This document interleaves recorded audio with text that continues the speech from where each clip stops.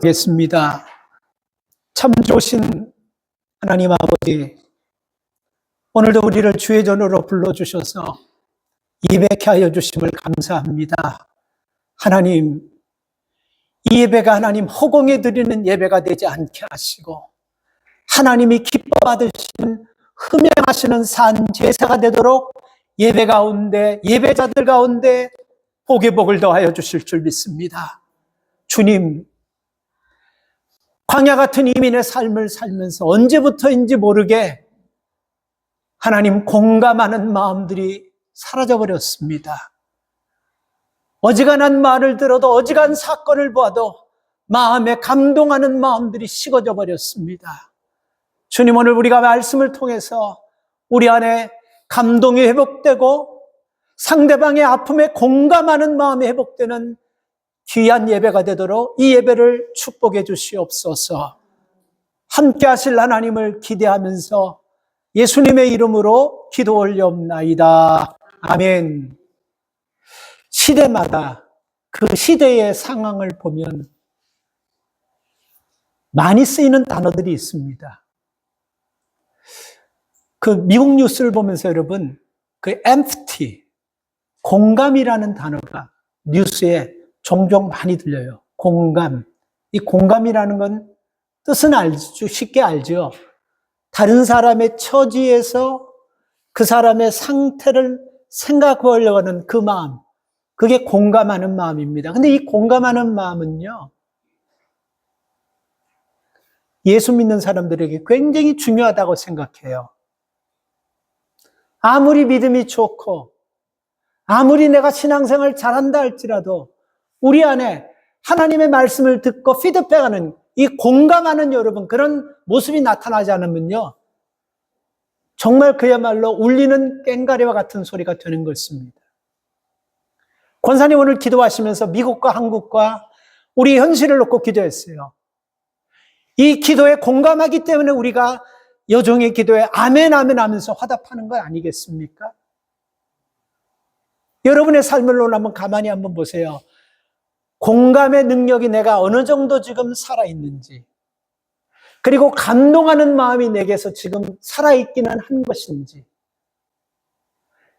이 공감이라는 단어는요, 크게 두 가지로 우리가 생각할 수 있습니다. 효과적인 공감과 인지적 공감. 이 심리학에서 나눈 거예요. 효과적인 공감은 뭐냐면 우리 몸에 자연적으로 있는 겁니다. 인간은 자연적으로 배어 있는 거예요. 그래서 어떤 사람이 막 슬퍼하잖아요. 그러면 옆에 있는 사람이 휴지 좀 줘. 그러지 않아도 휴지를 받아서 눈물을 주든지 손수건을 주는 거.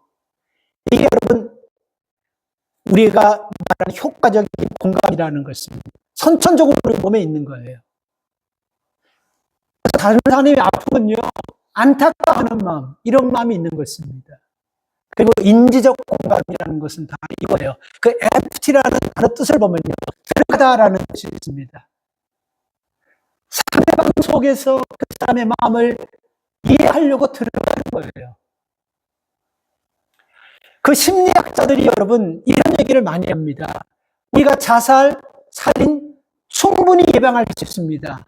그 사람들과 얘기하면 그 사람들 속에서 뭔가 그 마음의 불편한 마음과 그 뭔가 마음의 사고를 일으키려는 그런 단어들이 잘 들어보면 그 속에서 무의식적이 나온다는 거예요. 그래서 우리가 믿는 사람들이 살아가면서 사람들과 교제하면서 건강한 교제, 믿음의 사람다운 삶을 살려면 성경 60몇 권을 외우는 것도 참 중요하겠지만 그것보다 더 한 절을 외우더라도 말씀과 말씀 사이에서 서로 공감하는 이런 마음이 있어야 될 줄 믿습니다. 왜 미국 뉴스에서 이런 empty라는, 공감이라는 단어를 많이 나오냐면요, 제 나름대로도 그래요. 저는 그걸 못 느꼈는데 그 단어를 보면서, 그 뉴스를 보면서 보니까 무슨 느낌이냐면, 그 미국 대통령 트럼프가 그걸 보면요, 다 나쁜 거 아니에요. 다 잘못하는 거 아니에요. 참 잘해요. 그리고 오늘 권사님 기도처럼 이분이 결정한 거 무슨 배경에서 어떤 의미를 하는지 잘 알지 못해요. 그러나 뒤에는 반드시 하나님께서 사람이 할지라도 일을 이루시는 누구라고? 하나님이기 때문에 선하게 할 거는 믿어요. 우리가 참으면요, 공감력이 떨어지는 대통령이라는 마음이, 지도라는 마음이 왠지 모르게 들어요.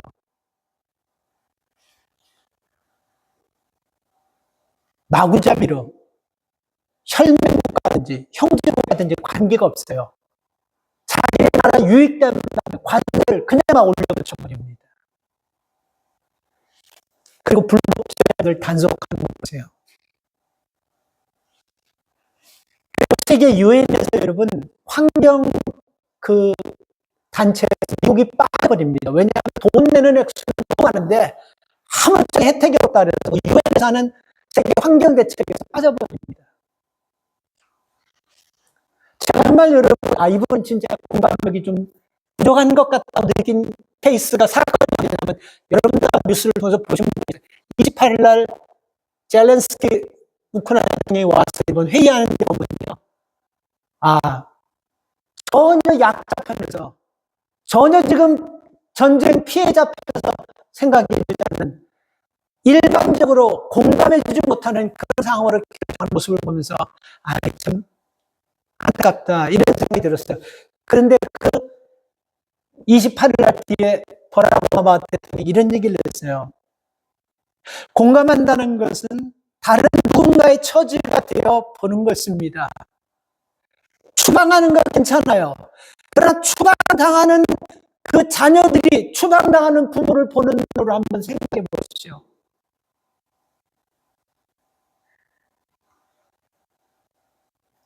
공을 20만 명 잘라버립니다. 그러니까 가족들이, 부모가 어느 날 갑자기 졸지에 직장을 잃어버리는 그 마음을 가지고 공감하면서 한번 생각해 보십시오. 힘든 일을 하는 이민 노동자의 눈으로 세상을 한번 보십시오. 이렇게 얘기했어요. 저는 이게 공감력이라고 생각합니다. 그래서 여러분, 하나님께서 우리 믿음의 사람들에게는 특별히 여러분이 공감력이라는 것을 주셨음을 감사하시기 바랍니다. 반응해야 돼요. 리액션해야 돼요. 그래서 은혜를 받으면, 성령이 나를 흔들면 맡겨야 돼요. 성령이 나를 그냥 완전히 때려서 밑으로 바닥까지 내리면 그냥 성령의 손에 맡겨야 돼요. 그때 여러분 성령과 내가 공감하면서 회복되는 역사가 나타나는 것입니다. 우리가 믿음의 삶을 살면서 서로 공감한다는 것은 이거 아셔야 돼요. 공감은요, 하나님이 만드신 모든 피조물들에게 다 있습니다. 브라운대의 러셀 처치라는 교수가 이런 실험을 했어요. 쥐들을 놓고 쥐들 먹이를 이렇게 나오게 하는 그 문에다가 짝대기 하나를, 막대기 하나를 놨는데 그거를 누르면 먹이가 나오는데, 그거를 누르는 동시에 그 주변에 있는 쥐들이 전기 충격으로 깜짝깜짝 놀랍니다. 그러니까 고통을 주는 거예요. 근데 처음에는 쥐들이 먹이가 나오니까 그 막대기를 누르면서 먹이 나오면 또 같이 먹고 또 하면, 근데 가만히 보니까 동료들이 그 문이 열리는 막대기를 내리는 순간마다 깜짝깜짝 놀라니까 쥐들이 더 이상 막대기를 안 누르더라는 겁니다. 설치류 같은 쥐들도 공감력이 있다는 걸 증명한 거예요. 이런 거 봤습니까? 물고기 여왕에서 조그만 피레미 같은 두 마리가 같이 있었는데, 하나가 비실비실하면서 죽을 때가 되니까 하나가 먹이를 잡아가지고 물에 뚝 던져주는 거 한답니다. 이게 미물도 다 공감력이 있다는 거예요. 근데 우리 믿음의 사람들이 공감력이 떨어져서 신앙생활한다? impossible, 불가능해요. 이거는 공감력이 없다는 것은 신앙생활이 빠졌다는 것입니다. 여러분, 말씀을 들으면 깨달을 때가 있죠. 부끄러울 때가 있죠. 이거 맞아, 내가 이렇게 살아야 되는데 못 살아, 이런 공감력이 올 때가 있죠. 이거는 우리 자존심을 깨고 우리를 약하게 만드는 것이 아니라 하나님께서 우리를 사랑하셔서 우리에게 공감력을 강하게 키워가지고 내 주변에 어려움 당하고 힘든 사람의 그 마음을 이해하고 알아주고 위로하라고 주시는 은혜로 받으시기 바랍니다. 그래서 말씀을 받고 우리가 공감하는 마음, 감동하는 마음이 여러분 없다고 한다면요, 우리가 믿음의 삶을 건강하게 살지 못한다는 증거인 것입니다. 그래서 우리는 공감할 때 어떤 사람은 그냥 그 사람의 말을 듣고 여러분 들어주면 공감하는 사람이 있고, 그리고 어떤 사람은 그 공감하는 사람이 말을 들을 때 그 사람이 오히려 실질적으로 느끼고 그걸 조금 도와가면서 함께 공감하면요, 거기에 또 큰 위로받는 사람이 있습니다.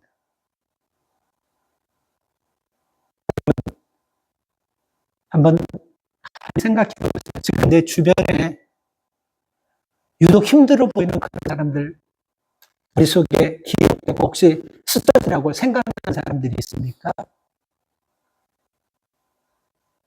어쩌면 그들은 대단한 위로를 우리에게 받고 엄청난 공감이 있는 그런 감정적인 그런 걸 원하는 것이 아니고 작은 한마디에 위로가 되고 작은 한마디에 일어날 수 있는 사람들이 있을 수 있습니다. 그래서 수없이 강조하지만 우리 연세 드신 분들은요, 다른 말 할 필요도 없어요. 젊은 사람들로 한 주간 어떻게 지냈어? 아픈 데는 없어? 다 괜찮지? 굉장히 위로가 되고 나와 함께 공감한다는 것을 느끼게 하는 것입니다. 저는 2025년 2월 4일부터 14일까지 한 그 중국 하얼빈에서 동계올림픽을 보면서요, 내 자신이 그 게임을 보면서 한 가지 이상한 걸 느꼈어요. 중국 사람, 일본 사람 10개국 나라가 와서 그 스피드 스케이팅을 하는데 우리나라가 금메달을 타서 종합 2등을 하겠지만 그 출발하는 거 보니까 진짜 우리가 화면으로 갈지 모르는데 이거 굉장한 속도거든요. 근데 이 사람들이 여러분 다 코너를 돌 때 스피드 스케이트 혹시 본 분이 있어요? 스케이트를 안 보면 그거 모르지. 혹시 스케이트 타본 분이 있어요? 시합에 코너를 돌 때 여러분 사람 몸이 코너 쪽으로 쓰러지다시피 하면서 싹 이렇게 45도가 아니고 완전히 그냥 이렇게 옆으로 그런 거 본 적이 있어요? 근데 그걸 보니까요, 나 보면 처음에 내가 뭐 이러더라고요. 한참 내가 막 우리나라에서 앞질러가지고 팍 쳐서 나갈 때 근데 내가 막 이러더라고. 그냥 해야 되는데 그냥 잃어버리더라고. 넘어버리겠더라고. 공감하는 거예요. 우리나라 사람이기 때문에. 그래서 아픈 사람이 있을 때 얼마나 아플까. 이 공감하는 것은 여러분 하나님께서 우리에게 주신 은혜라는 사실입니다. 그래서 공감력이 뛰어난 사람을 보면요, 꼭 점이 뭔지 아세요? 한번 여러분들 스스로를 보시고 주변 사람을 보세요. 공감력이 좋은 사람들, 남의 얘기를 잘 들어주고 내 아픔처럼 들어주고 리액션 해주는 사람들을 가만히 보면 대인관계가 굉장히 좋아요. 안 느낍니까 이거요? 반면에 대인관계가 좋지 않는 사람은 성격, 고집 뭐 이런 것을 찾지 마시고 공감력에서 찾으면 됩니다. 그래서 여러분 공감력이 뛰어난 사람들이 좋은 사람들과 만나면서 힘든 일을 만났을 때 주변에서 돕는 사람들이 참 섬기는 사람들이 많아요. 여러분 병원에 가면 의사 선생님들을 만나죠. 여러분이 볼 때 어떤 의사가 좋은 의사인 것 같아요? 어떤 의사가 좋은 것 같아요? 하버드 나오고 경력 많고 뭐 환자들 많이 있는 오래된 그런 의사가 좋아요? 아니면 내가 갔는데 내가 여기 아파요 그러는데 거기 아프면 다리도 아플 건데요. 그리고 거기 아프면 굉장히 힘들 건데요. 잠도 주무시기 힘들 건데요. 그리고 소화도 안 돼가지고 막 몸도 불편할 건데요. 이러면서 여러분 내 아픔을 공감해주면서 하는 의사가 좋지 않습니까? 그런 의사. 우리 심리적으로 딱 그런 의사를 찾는다고 합니다. 하버드 나오고 169, 269 그것보다도 내 아픔을 무슨 짐승 가죽 만드시 막 그렇게 어디 아프고 나는 여기가 아파서 손도 어때 어디 가면서 엄지를 꾹꾹 눌러 이런 것보다도 이거 얼마나 아프겠어요. 눈이 아프겠네요. 이러면서 살살 해주고, 대화에 아픈 사람 입장에서 공감해주는 의사를 누구나 찾는다는 거예요. 그런 공감하는 의사와 치료를 받으면 실력 있는 의사가 훨씬 더 효과가 빠르고 훨씬 더 회복이 빨리 된다고 합니다. 이거 심리적으로 나온 거예요. 로마서 12장 15절에 보면 즐거워하는 자들과 함께 즐거워하고 우는 자들과 함께 울라. 로마서 12장 15절입니다. 말씀은 굉장히 쉬워요. 즐거워하는 자들과 함께 즐거워하고 우는 자들과 함께 울라. 하나님께서 우리에게 주신 말씀인데 무슨 뜻인 것 같습니까? 한마디로 얘기하면 공감하는 거예요. 공감. 다른 얘기 아니에요. 공감하라는 거예요. 성경은요, 하나님께서 우리를 공감했기 때문에 예수님을 보내서 우리를 구원하시고, 예수님이 이 땅에 오셔가지고 버림받고 요고도 받고 이름같지 않는 사람들을 찾아가셔서 요고도 받으셔서 그들을 구원하시고 말씀 전하셔서 치료하시고 그들과 가난한 자들과 아픈 자들과 피해자 병자들과 공감하시겠다. 그런 역사가 일어난 거예요. 성경은 공감의 책입니다. 공감하지 못하면 이 말씀 믿을 수가 없는 거예요. 그래서 우리가 살아가면서 여러분, 공감한다는 것은 굉장히 중요해요. 40대 한 변호사가 자기 클라이언트 가족이 죽어가지고 장례를 치르기 위해서 그 장례식장에 갔어요. 장례식장에 가서 장례를 다 마치고 딱 나오는데, 왜 장례식장에 한국은 막 여기저기 막 한 지하실에 여러 가지 그 장례 그게 되지 않습니까? 그죠? 그 장례식, 자기 클라이언트 가족이 장례식을 마치고 딱 나오는데, 한 장례식장을 스치는데 그 후에는 아무도 없어. 젊은 엄마 아버지가 그냥 앉아서 축 처져 있고, 그 영정사진, 어린아이 영정사진 하나 딱 들어있는 거예요. 그래서 변호사가 지나가다가 그 입구에 가서 꽃을 하나 사서 다시 내려와가지고 거기 가면서 거기 영정사진 앞에서 절을 하면서 절하고 나서 그 부모에게 이렇게 했습니다. 나는 사실 이 이야기를 모르지만 내가 이 옆에 장례를 마치고 지나가다가 아이가 이렇게 죽었는데 아무도 안 보서 너무 마음이 안 좋았어. 그래서 내가 고인의 명복을 빌려 여기 이렇게 왔습니다. 위로가 되었겠습니까? 안 되었겠습니까? 50대 여성분인데요. 암이 걸려가지고 항암 치료를 하면 머리가 다 빠지니까 미리 머리를 깎으려고 아들이 바버샵에서 일하는데 거기 갔어요. 그래서 아들이 엄마 머리를 다 깎았는데 엄마가 울어요. 아들도 마음이 안 좋아요. 엄마 머리를 다 깎고 발에 깎이기로 자기 머리를 깎아. 엄마가 깜짝 놀라요. 갑자기 왜 그러냐고. 엄마 힘내세요. 근데 더 귀한 일이 일어났어요. 거기 일하는 종업원들도 엄마 앞에 와가지고 다 발가락으로 그냥 머리를 깎아버리는 거예요. 그리고 전부 거기 종업원들이 다 머리를 깎아요. 엄마가 위로가 되었을까요? 안 되었을까요?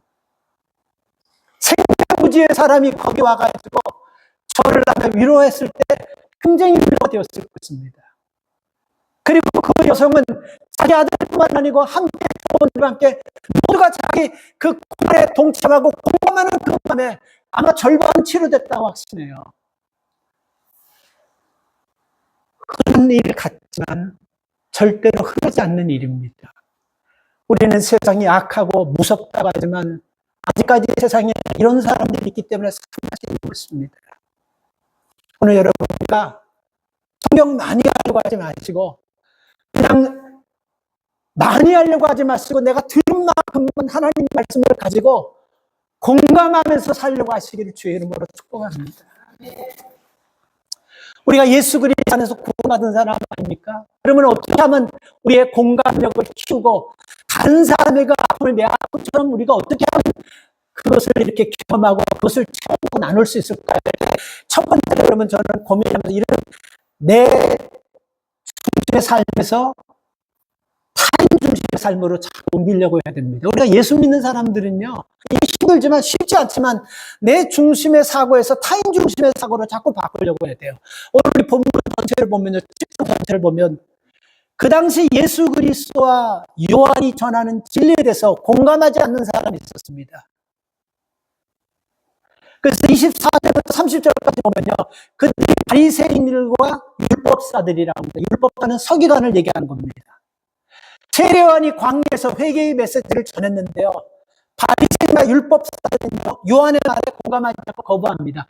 그런데 29절을 보니까 모든 백성이 요한이 전하는 말씀에 공감하고 세례를 받는데 거기에 보면 누가 세례를 받아 29절에 누가 세례를 받아 나와 있습니까?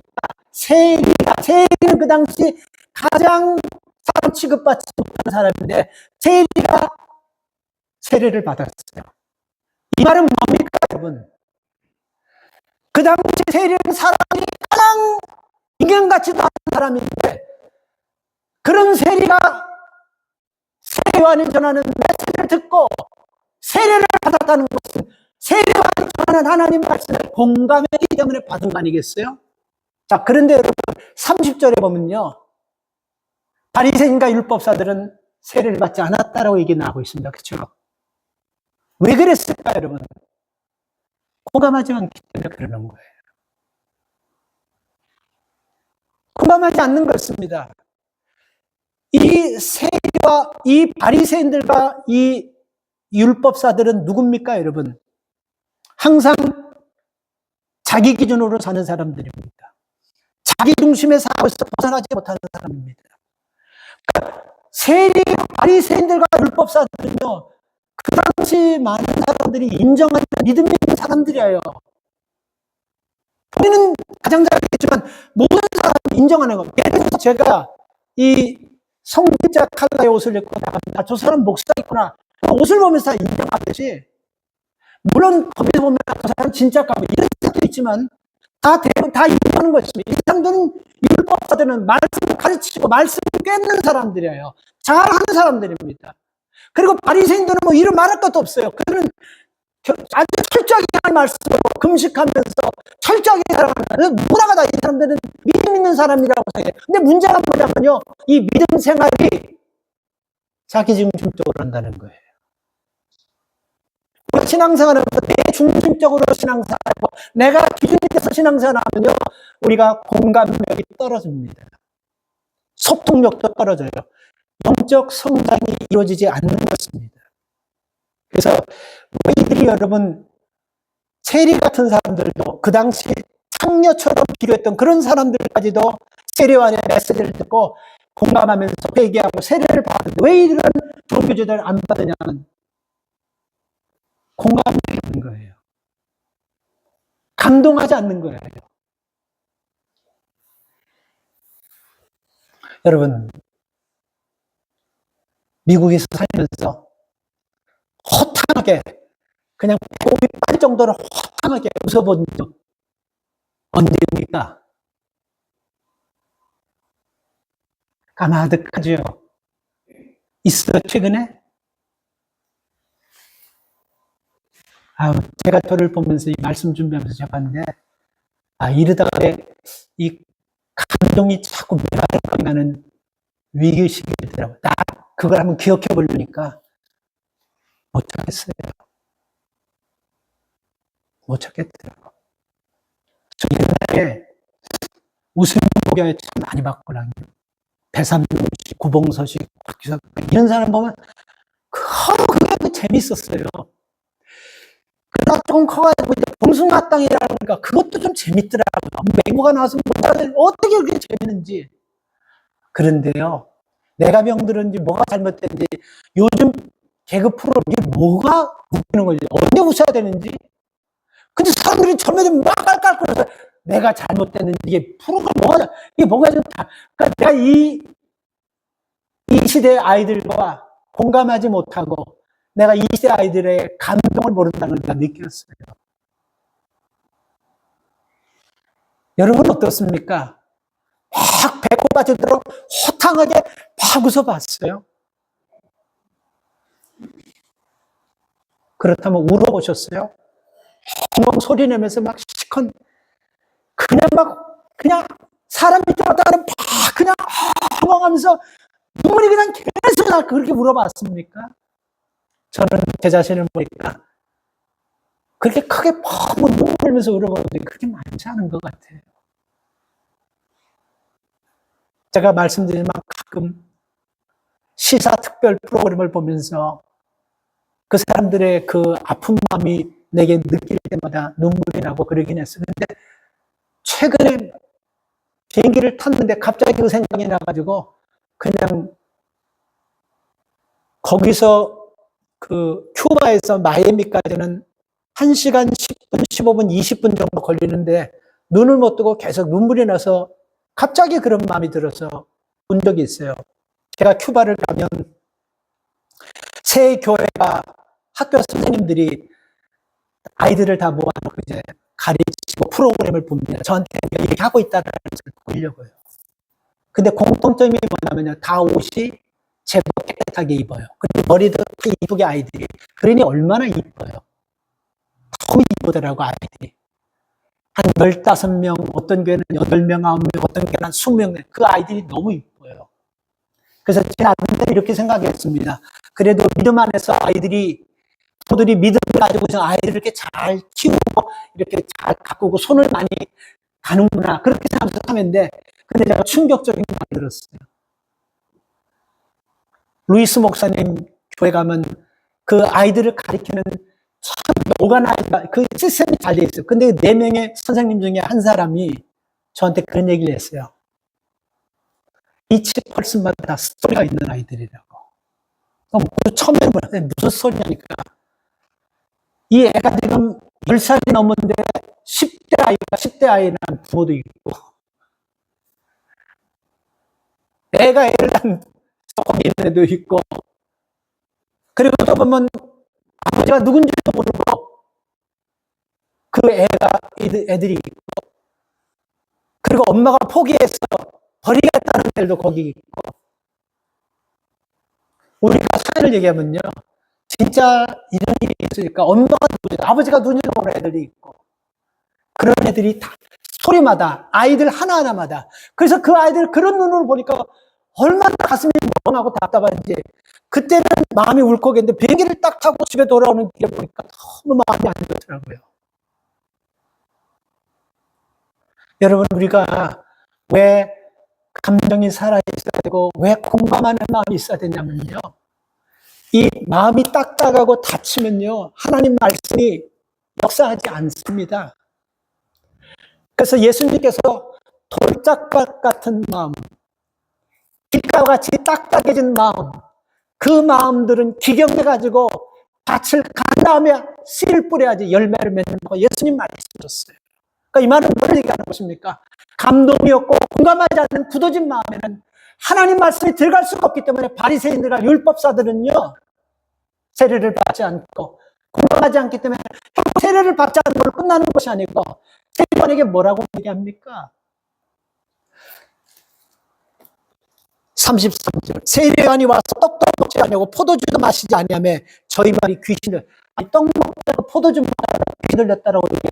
그 귀신은 그 당시 가장 아주 좋지 않은 얘기예요. 저 사람 귀신 여러분 우리가 멀쩡한데 저 집사님 귀신 들렸네. 그럼 그 도리 좋아하는 사람 없어요. 상처받아요. 근데 세례요한에게 귀신 들렸다는 것입니다. 세례요한이 하나님의 복음을 전하면서 그가 왜 이런 수모를 받으면서 세례를 주고 복음을 전하는지 거기에서는 전혀 공감하지 않고 먹지 않고 포도주 마시지 않고 자기들처럼 그렇게 하지 않는다고 해서 귀신 들렸다라고 매도시켜버리는 겁니다. 왜? 어디서 시작합니까? 감동이 없고 공감하지 못하니까 이런 일이 생기는 것입니다.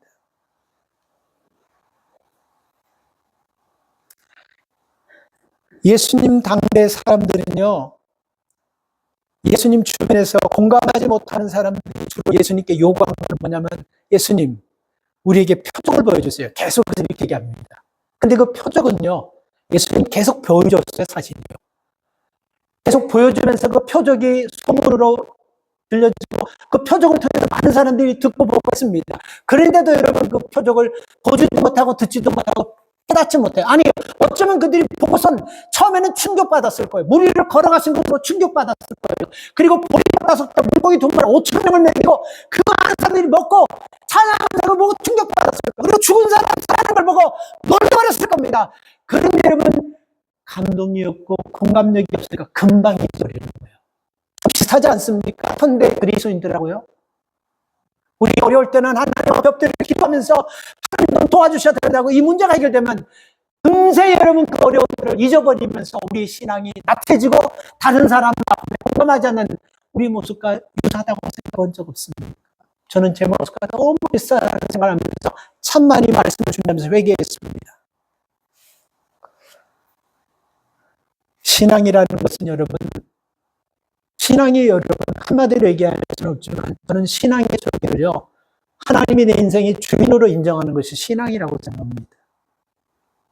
내가 구원받은 것을 인정하는 사람이 신앙 있는 사람이라고 저는 확신합니다.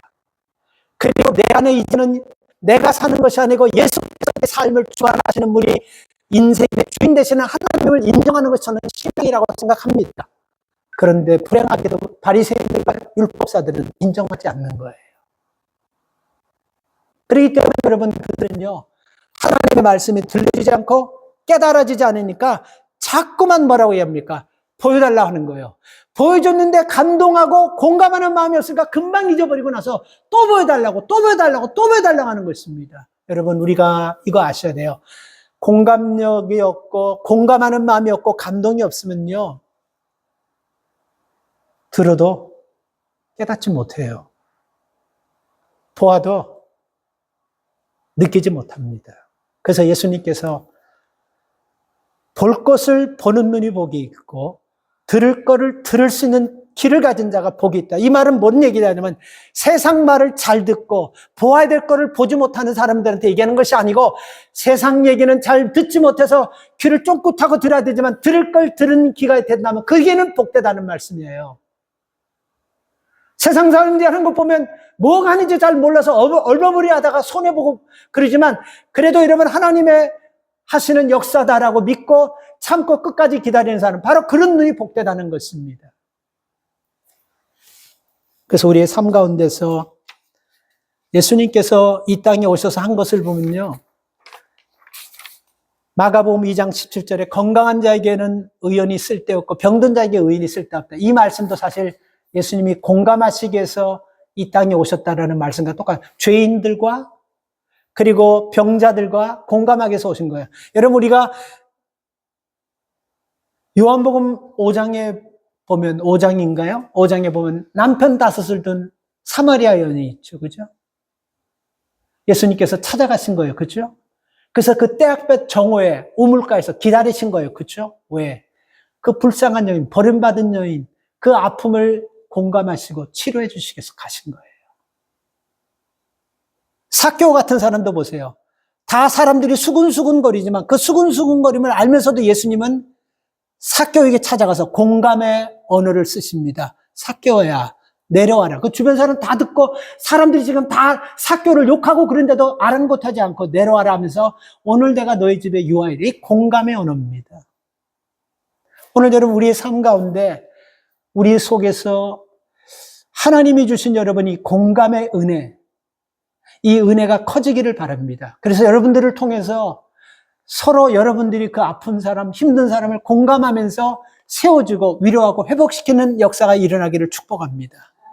그리고 공감을 통해서 위로하려고 하면요, 가장 중요한 것이 뭐냐면 경청입니다. 경청. 내가 공감하는 사람이 되기를 원한다면 경청하려는 마음이 있어야 됩니다. 그래서 우리가 누군가를 위로할 때는요, 상대가 하고 싶은 말을 할 수 있도록 편안하게 좀 해줘야 돼요. 추궁하면서 취재하듯이 막 그냥 무슨 아주 단칼에 매듯이 그렇게 하면 안 돼요. 그냥 그가 스스로 얘기할 수 있도록 경청해줘야 돼요.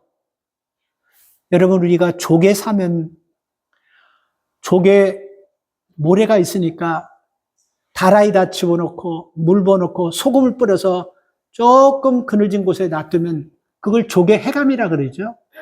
스스로가 입을 열어가지고 그 속에 그 모래들, 그 속에 그 찌꺼러기들, 그런 것을 다 빼게 스스로가 기다려주면 그렇게 되는 거예요. 우리가 경청한다는 것은 바로 그겁니다. 조개가 스스로가 입을 열어가지고 그 아픔을 얘기할 때까지 잘 들어주면요, 아, 이 사람이 왜 이런 얘기를 하고, 왜 이 아이가 지금 이런 행동을 하고, 지금 이 아이가 이 행동과 이 말 뒤에는 어떤 액션을 취할지 우리가 감이 잡게 되는 거예요. 감이 오게 되는 것입니다. 그래서 우리가 공감하려고 하면요, 이 행동이, 이 말이 듣기 싫고 상스럽다 할지라도 잘 들어서 본인 스스로, 조기가 스스로 입을 열어서 해감하듯이 잘 들어주려고 하는 끝까지 그런 마음이 있어야 된다는 것입니다. 그래서 공감력이 없는 바리새인들과 율법사들을 비유로 얘기한 말씀이 오늘 우리가 여러분 읽은 32절입니다. 왜 여러분 이 말씀이 공감력이 없는 말씀이냐면요, 이 본문 32절에 보면 아마 그 당시 아이들이 놀이는 그렇게 많지 않았던 것 같아요. 그건 우리가 인정하겠죠. 근데 그 아이들이 놀면서 혼인잔치집 놀이를 하는 것을 가지고 놀고, 그리고 초상집에서 초상 치르는 그 모습을 보고, 얼마나 아이들이 놀 게 없으면 그런 걸 가지고 놀았겠어요. 그 주제를 가지고. 그걸 가지고 여러분 노는데요, 우리가 여러분 이게 잔치집 이렇게 하려고 그러면 누가 신랑 되고 누가 신부 되고 누가 또 뭐 이런 손님 되고 뭐 이런 것이 다 있지 않겠습니까? 그죠?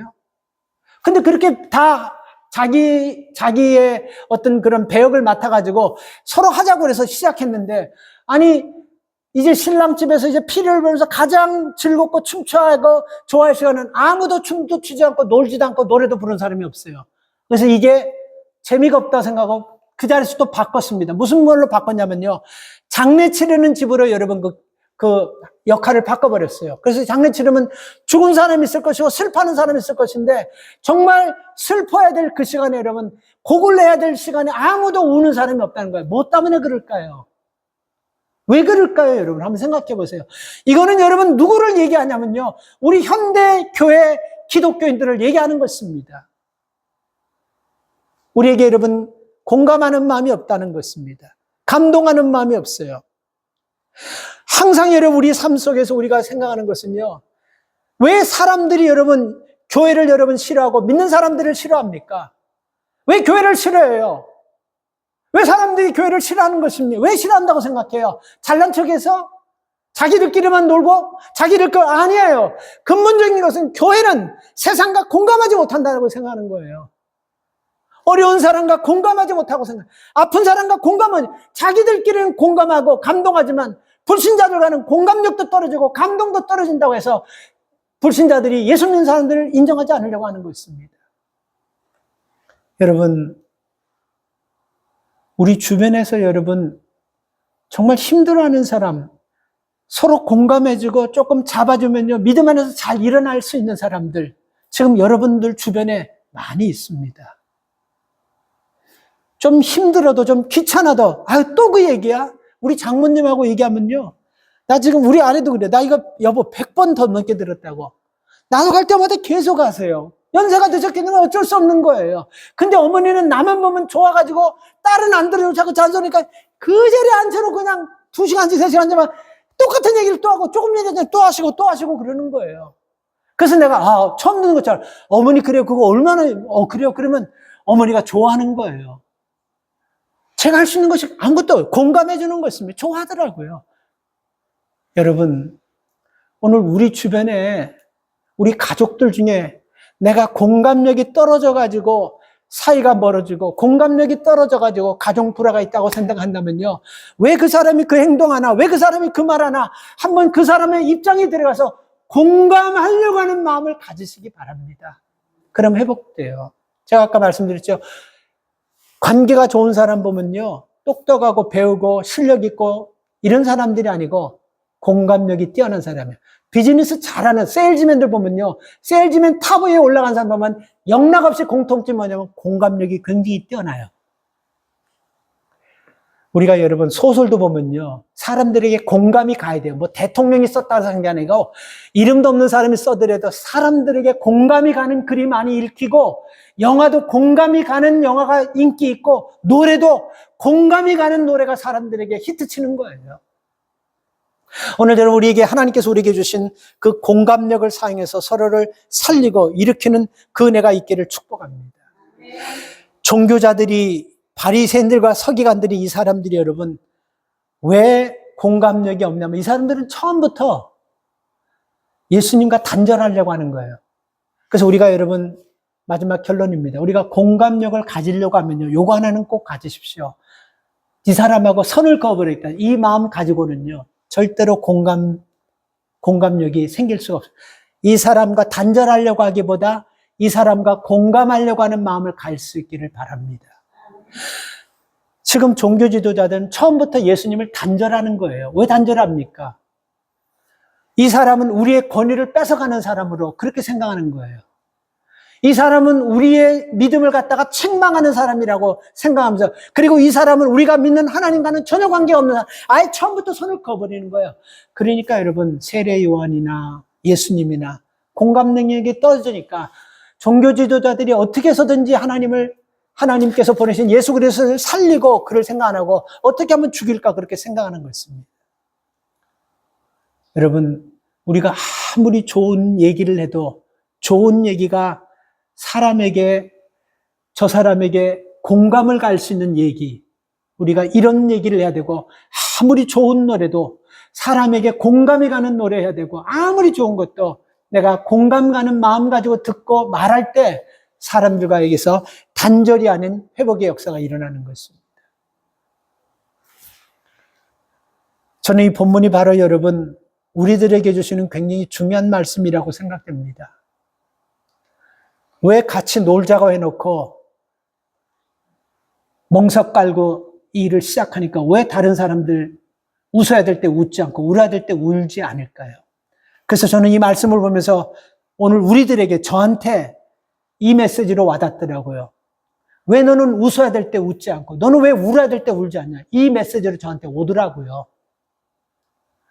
뭐가 심통이 났는지, 뭐가 삐졌는지, 뭐가 잘못됐는지, 왜 이 사람들이 같이 놀자고 해놓고 왜 막상 피리를 부르서 춤춰야 될 때는 왜 팔짱 딱 끼고 왜 가만히 있냐는 겁니다. 이게 어린아이들이 지금 여러분 장례식 놀이 그리고 결혼식 놀이 이렇게 비유하자면, 이 비유는 뭐를 얘기하냐면요, 믿음 있는 사람들, 바리새인들과 율법사들, 믿음이 있다는 사람들이 왜 너희들은 울어야 될 때 울지 않고 웃어야 될 때 웃지 않고 왜 너는 감동 없이 그렇게 신앙생활하냐 하는 이 메시지는 오늘 현대교인들에게 주는 메시지라고 저는 생각합니다. 그래서 제가 아까 말씀드린, 여러분 최근에 호탕하게 웃은 적이 있냐고, 최근에 호탕하게 진짜 가슴이 아릴 정도로 눈물을 펑펑 흘려서 눈물을 흘려본 적이 있냐고.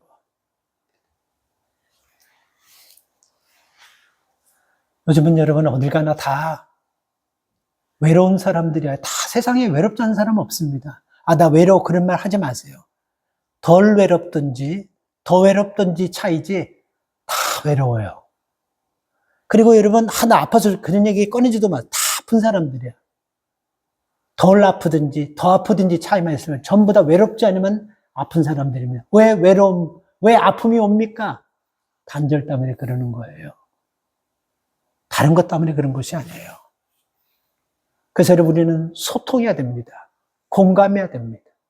그래서 오늘 이 잔치집에서 웃어야 될 때 웃지 않고 울어야 될 때 울지 않는 것은 오늘 신앙생활을 하려고 하고 있는 우리에게 주는 말씀이에요. 이 말은 뭐냐면, 공감력을 가지고 너희 굳어진 감동을 살려서 네 주변에 있는 사람들 그 어려움을 보고 그 어려움을 아주 정확하게 찝어내가지고 칼같이 자르려고 하지 말고 끝까지 경청하고 들어주면서 그 아픔 속에 들어가서 치유하라는 메시지인 줄 믿습니다. 여러분들 이렇게 공감하면서 한 주간 살고 공감하면서 여러분 주위의 약한 자들을 일으키는 한 주간이 되기를 주의 이름으로 축복합니다. 하나님 감사합니다. 언제부터인지 모르게 생각하기도 싫은 바리새인들과 같은 모습으로 신앙생활하는 모습들을 보게 되고,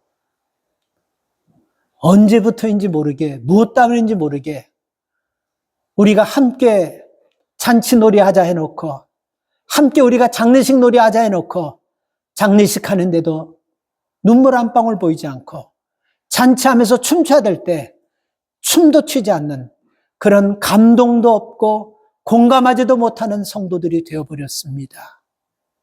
하나님, 공감하지 않고 신앙생활 한다는 것은 기적과 똑같은 것입니다. 주님, 우리 안에, 우리 주변에, 우리 이웃 사람들에게 아픈 사람들과 함께 공감하고 그리고 그들의 아픔을 내 아픔처럼 느끼면서 함께 울어주는 그런 성도들이 되게 하여 주시옵소서. 오늘도 이 말씀 붙잡고 먼저 내가 하나님 무뎌지고 굳어진 감성이 살아나고 공감력이 살아나서 하나님 인생 살면 얼마나 살겠습니까? 웃을 일이 있을 때 호탕하게 웃는 성도 되게 하시고 슬픈 일이 있고 위로해야 될 때 아버지 간절하게 진심으로 그 속에 들어가서 공감력을 가지고 울어주는 믿음의 성도들 되게 하여 주시옵소서. 오늘도 함께 하실 하나님을 소망하고 기대하며 예수님의 이름으로 기도 올리옵나이다. 아멘.